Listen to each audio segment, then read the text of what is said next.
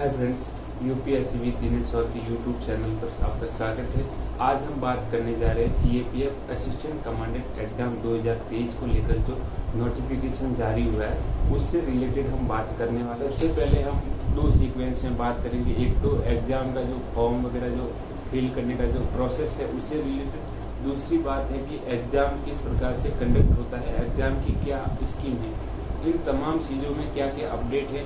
तो सबसे पहले एग्ज़ाम की जो जनरल प्रोसेस है फॉर्म वगैरह फिल करने की, उसमें हम देखेंगे कि वैकेंसी कितनी है, अप्लाई की डेट क्या क्या है, करेक्शन कब कर सकते हैं, आपका एज लिमिट कितना होना चाहिए, कास्ट सर्टिफिकेट को लेकर क्या नए अपडेट आए हुए हैं, एजुकेशन कितना होना चाहिए, एजुकेशन क्वालिफिकेशन कितना होना चाहिए, उसके बाद आप पे क्या क्या रेस्ट्रिक्शंस लगाए जा सकते हैं, और तो और आपके जो मार्क्स होते हैं वो पब्लिक डिस्क्लोजर में जाते हैं तो वो भी किस प्रकार से जाते हैं, आपके सेंटर्स किस प्रकार से अलॉटमेंट होगा, इन चीज़ों पे बात करेंगे। सेकेंड, हम एग्ज़ाम इसकी स्कीम को लेकर बात करेंगे और उसमें देखेंगे कि आपका सबसे पहले रिटर्न है, फिर आपका फिजिकल है और मेडिकल है और देन अगेन इंटरव्यू है। तो इनको लेकर हम आज बात करने वाले हैं। तो सबसे पहले हम इसीलिए इस वीडियो में आप लगातार बने रहिए। तो सबसे पहले हम देखते हैं कि वैकेंसी कितनी निकली हुई है। तो आपको बता दूं कि ये सीएपीएफ यानी सेंट्रल आर्म्ड पुलिस फोर्स में कुल 5 प्रकार की सर्विसेज होती है जिसके लिए वैकेंसी अलॉट होती है। बीएसएफ के लिए बता दूं तो बीएसएफ में निकली है 86 वैकेंसीज है बीएसएफ के लिए, सीआरपीएफ के लिए है 55 वैकेंसी है, और सीआईएसएफ के लिए 91 वैकेंसी है, आईटीबीपी के लिए 60 वैकेंसी है और एसएसबी के लिए भी 60 वैकेंसी है। कुल मिलाकर 322 वैकेंसी यहाँ पे देखने को मिल रही है, जो कि बहुत ही अच्छी वैकेंसी मानी जाती है और आपके सिलेक्शन के चांसेस भी बढ़ सकते हैं। उसके बाद हम बात करें अगर अप्लाई पे, तो अप्लाई के लिए आपको 24 अप्रैल से लेकर आपको 16 मई तक टाइम मिलेगा, यानी 16 मई को शाम को 6 बजे तक आप इसमें अप्लाई कर सकते हैं और इसमें आपकी फीस रहेगी 200 रुपये SC ST और वुमेन को छोड़कर। उसके बाद आपकी बात करें करेक्शन की, तो करेक्शन आपको जैसे ही 16 तारीख को फॉर्म फिल होने मतलब ऑफ हो जाएंगे, उसके बाद आप 17 से लेकर 23 मई तक आप 17 मई से 23 मई तक आप वहाँ पे करेक्शन की आपको डेट दी जाएगी जहाँ पे आप अच्छे से करेक्शन कर सकते हैं। उसके बाद हम तमाम चीज़ों की ओर बढ़ते हुए बात करते हैं कि आपकी एज लिमिट कितनी होनी चाहिए। तो 1 अगस्त 2023 के हिसाब से आपकी एज 20 साल से लेकर 25 साल तक होनी चाहिए। यानी मैं आपको बता देता हूँ मोटा मोटी एज जिसके 20 में आपकी जन्म तिथि होनी चाहिए, यानी कि आपको 2 अगस्त 1998 से पहले, मतलब इसके पहले नहीं होनी चाहिए, मतलब कि 1997 जो भी है उसके पहले नहीं होनी चाहिए और 1 अगस्त 2003 के बाद की नहीं होनी चाहिए। तो इन दोनों के बीच में आपकी एज लिमिट होनी चाहिए। और उसके बाद हम देखते हैं कि कास्ट सर्टिफिकेट को लेकर बहुत ही बड़ा यहाँ पे अपडेट आपको देखने को मिल रहा है कि कास्ट सर्टिफिकेट अगर आपका पुराना है, यानी फाइनेंशियल ईयर 2022-23 का नहीं है, यानी इसी साल अगर आपने 1 अप्रैल 2023 अप्रैल मंथ में आपने नहीं बनाया है अपना कास्ट सर्टिफिकेट, तो पहले का कास्ट सर्टिफिकेट यहाँ पे वैलिड नहीं है। तो आपको ई सर्विस सेंटर पर जाकर अपना नया कास्ट सर्टिफिकेट बना लेना चाहिए अभी ही, क्योंकि अभी फॉर्म को लेकर थोड़ा बहुत वक्त है, तब तक आपका कास्ट सर्टिफिकेट बन जाएगा, इसलिए आप नया कास्ट सर्टिफिकेट बना सकते हैं। फिर हम देखते हैं उसके पश्चात की एजुकेशन को लेकर यहाँ पे क्या बड़ा अपडेट है।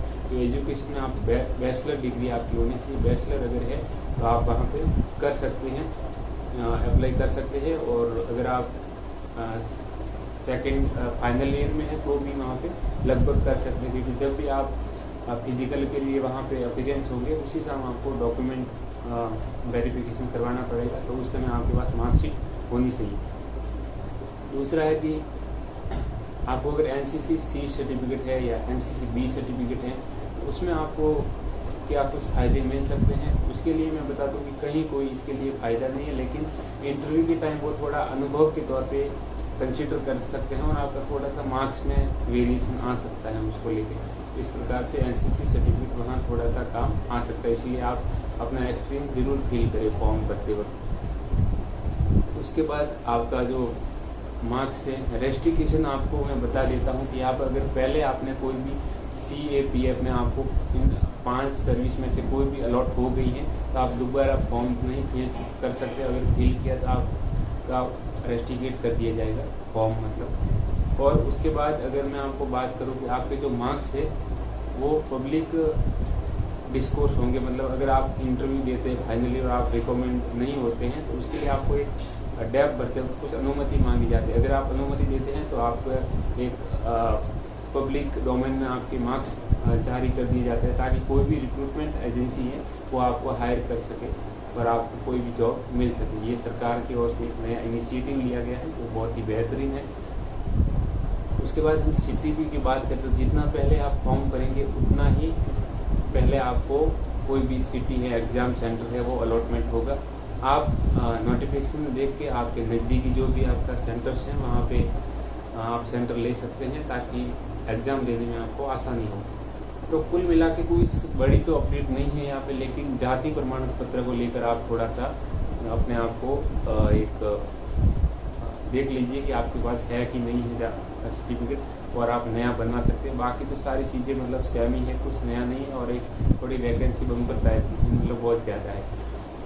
तो इस प्रकार से अब हम दूसरे पार्ट पे चलते हैं कि एग्ज़ाम की स्कीम को लेकर क्या कोई बड़ा अपडेट है यहाँ पे।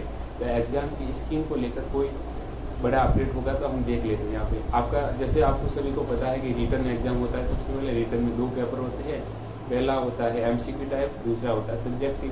तो यहाँ पे एक ये है कि अगर आपका पहला पेपर है ऑब्जेक्टिव, अगर उसमें मिनिमम जो भी वो कट ऑफ बनाते हैं वो पार कर जाते हो आप, तो ही आपका सेकंड पेपर यहाँ पे सेक होने वाला है, वरना ये सेक नहीं होगा। तो ये एक थोड़ा सा वेरिएशन यहाँ पे रहता है, इसलिए आपको पेपर फर्स्ट में थोड़ा अच्छा काम करना पड़ेगा। तो इस प्रकार से रिटर्न का स्टेज होता है। अगर आप रिटर्न का स्टेज क्लियर करते हैं उसके तत्पश्चात आपका फिजिकल होता है।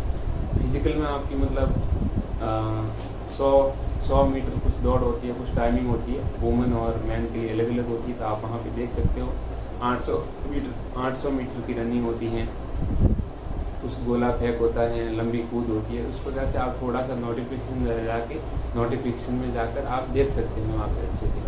इस प्रकार से आपका फिजिकल होगा।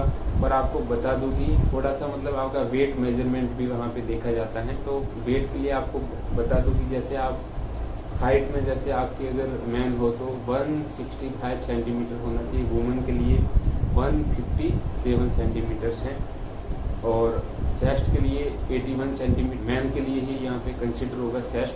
तो सेस्ट 81 सेंटीमीटर होना चाहिए और 5 सेंटीमीटर आपको एक्सपेंड करना है, मतलब फुलाना पड़ेगा।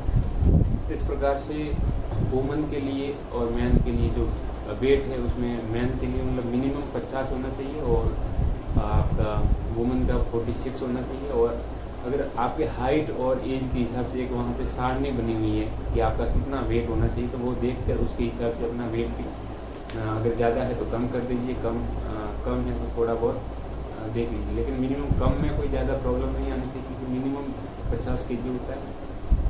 तो ज़्यादा है तो आप ओवर वेट हैं तो कम कर लीजिए थोड़ा। यहाँ पे आप देख सकते हैं बड़ी अपडेट है। उसके बाद आपका मेडिकल होगा। तो मेडिकल में वही सारी सामान्य चीज़ें होती हैं, मतलब आपका ब्लड प्रेशर भी, आपका जो आई साइट है, आपका कान है, आपके दांत है, उसमें कोई पायरिया नहीं होना चाहिए, केयरिंग एंगल है। तो ये सारी जनरल चीज़ें ही वहाँ पे मेडिकल में आपकी चेक होती हैं। तो यहाँ पे आई साइट को लेकर आप थोड़ा देख सकते हैं कि आई साइट में क्या होता है कि अगर आपका प्लस और माइनस में मतलब 4 नंबर तक हैं सिलेंड्रिकल को इंक्लूड करते हुए, तो आपको ग्लास और ग्लास आपके लिए परमिट है अगर आप ग्लास लगाते हो। अगर आप करेक्शन करवाते हो वहाँ पे, क्योंकि आपका अगर 4 नंबर से ज़्यादा है, आप करेक्शन करवाते हो तो 6 डिग्री यानी 6 नंबर तक आपका होगा, तो आप करेक्शन लेसिक अलाउ है। और करेक्शन के पश्चात आपका जो विजन होना चाहिए वो 6/9 या 6/12 के करीब होना चाहिए।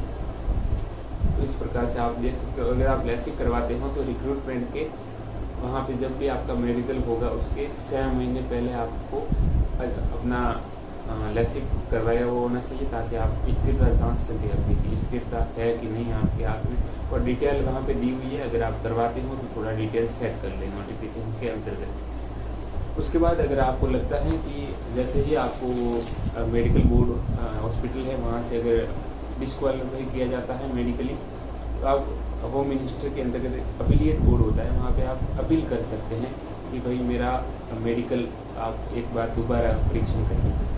तो यहाँ पे क्या होता है कि जब भी आप जो मेडिकल में और फिजिकली फिट होते हैं उनके लिए ही इंटरव्यू का कॉल लेटर आता है, बाकी को बाहर कर दिया जाता है। तो यहाँ पे क्या है, जैसे ही आप मतलब रिव्यू करवाते हैं मेडिकल बोर्ड में, और अगर आपका रिव्यू वहाँ पे नहीं हुआ है अभी तक, तो उसके हिसाब से आप थोड़ा वहाँ पे आपको इंटरव्यू के लिए बुलाया जा सकता है, क्योंकि अभी तक आपका कोई वहाँ पे डिसीजन नहीं आया है। इस प्रकार से आप इंटरव्यू के लिए भी जा सकते हैं, और मेडिकल में किस प्रकार से रिव्यू कर सकते हैं सारी डिटेल आपको बता दी है। इस प्रकार से सामान्य ही है नोटिफिकेशन, कोई ज़्यादा बदलाव इसमें नहीं हुआ है, केवल कुछ कास्ट सर्टिफिकेट को लेकर अपडेट है, और वो पिछले साल भी लगभग था। इस हिसाब से देखें तो मोटा मोटी कोई बड़ा बदलाव नहीं है। तो आप जल्द से जल्द अपना फॉर्म अप्लाई कर सकते हैं। जय हिंद दोस्तों।